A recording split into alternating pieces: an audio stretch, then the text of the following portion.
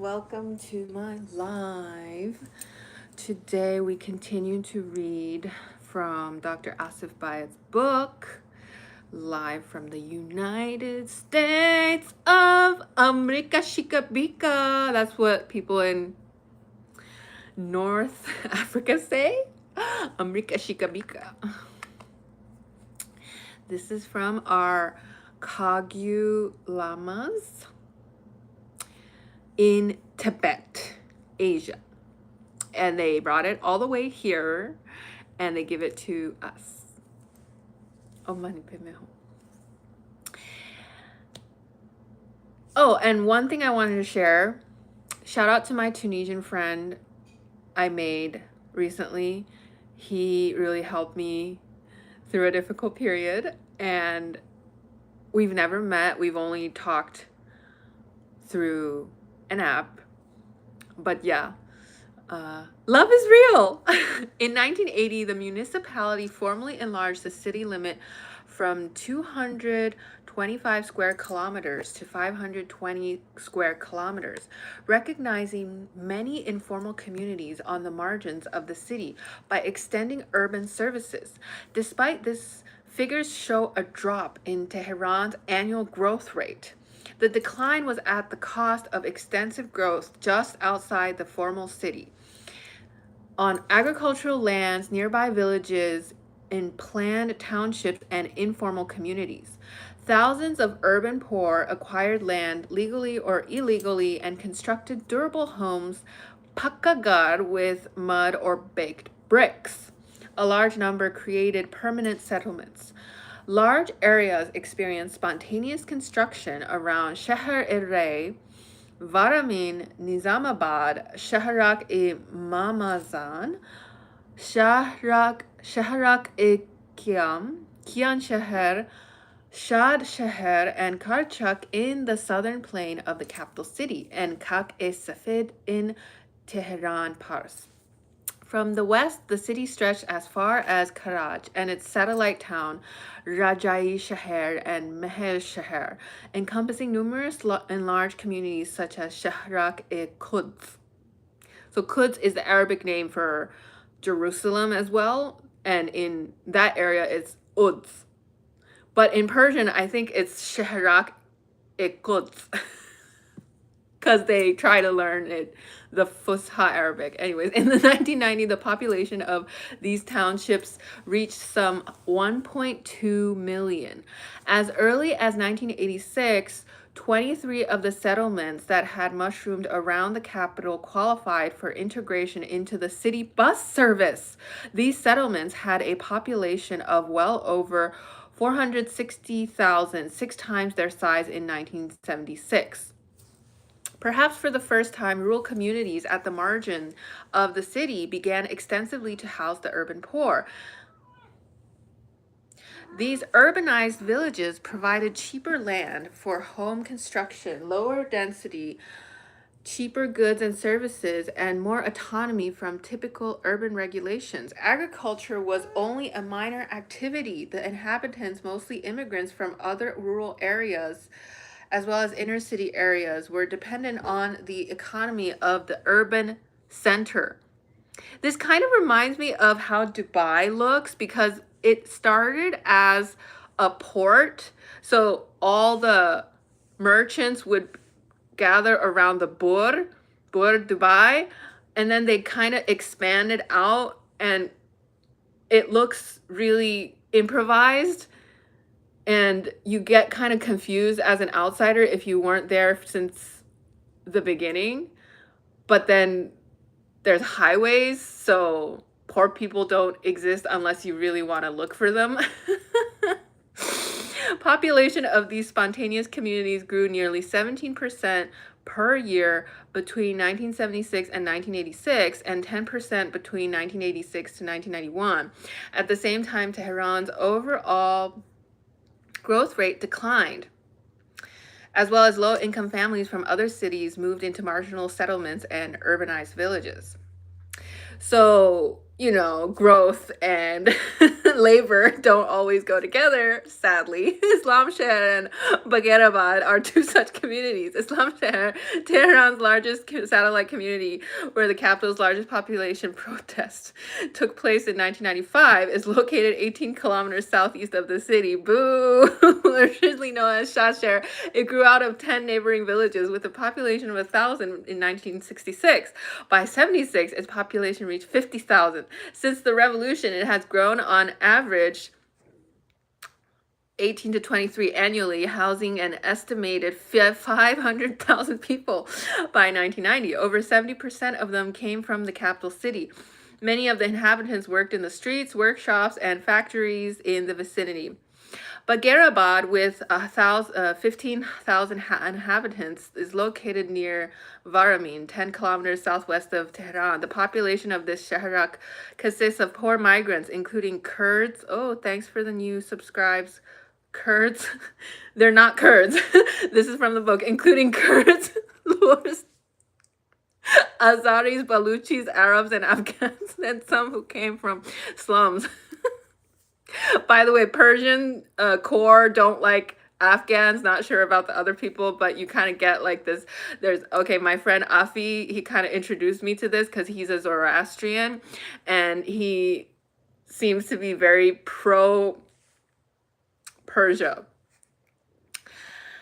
And he's not from a slum. So it's like there's this elite core in every country that don't like outsiders. Beginning in the early 70s, remembered the elderly inhabitant of the old village. The landlords sold their land and deserted the village. With them gone, the agriculture deteriorated, leading to the outmigration of peasant families. What a nightmare. Then the newcomers appeared little by little.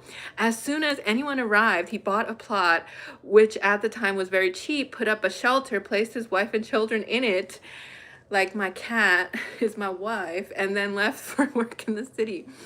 Many worked as laborers in Tehran. They spread the news around about the village, and their friends came and joined them. In this way, the village got larger, but these people hardly did any agricultural work. Now, if you move around Tehran, you will find a new shaharak every few miles. Indeed, by the early 1990s, new shaharak communities, including the shanty towns, numbered well over 100 in Greater Tehran. In 1992, someone said the land area of Tehran has expanded from 200 square kilometers in the first year of the revolution to 600 square kilometers at present.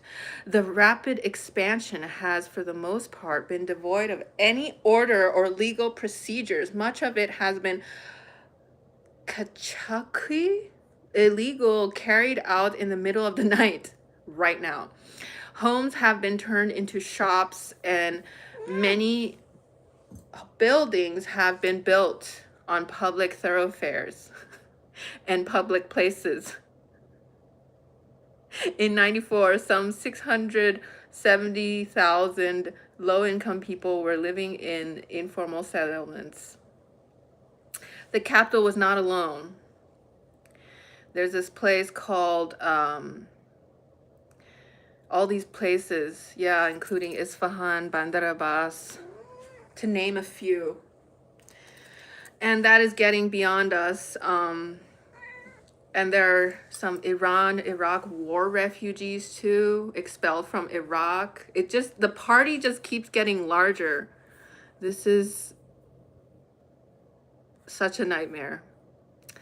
Why so much expansion? Undoubtedly, the Islamic government inherited a good portion of the problem from the previous regime, but in the early years after the revolution, the situation deteriorated further. It was estimated that during 1970s, 200,000 new homes a year were needed to keep up with the demand. This number jumped to 300,000 during the post-revolution years, yet the relative supply of housing declined sharply. In the first years following the revolution, private investment in housing almost totally collapsed. The government aimed to ensure renting vacant accommodations and to build low-cost dwellings. Rent enforcement failed due to the landlord's non-cooperation, even though the measure was supported by draconian state control over land and housing transactions.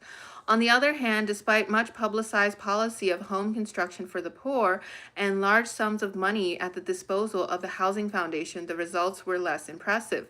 By 1982, the foundation had distributed not more than 12,000 plots of land to low-income families in Tehran, and the Chief of Justice said 200,000 homeless families were living in the capital. Rapid increase in the urban population played a key role in the urban housing crisis.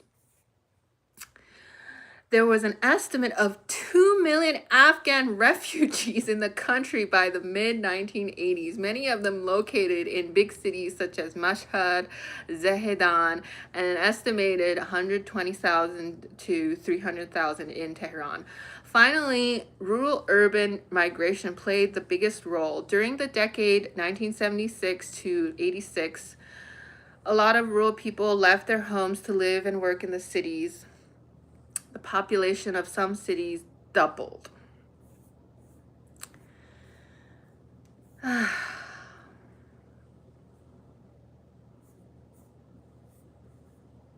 Scores of poor villagers, war refugees, and displaced people, against the wishes of their political leaders, chose to live in the cities to utilize the services and opportunities. However, just as before the revolution, the high price of land and costly legal procedures stipulated in the city plans continued to exclude not only immigrants, but also low-income urbanites from the formal housing market. So even if you lived there for your whole 8 generations, you would still be excluded. Even the formalized squatter communities began to create their own informal settlements since this was the problem.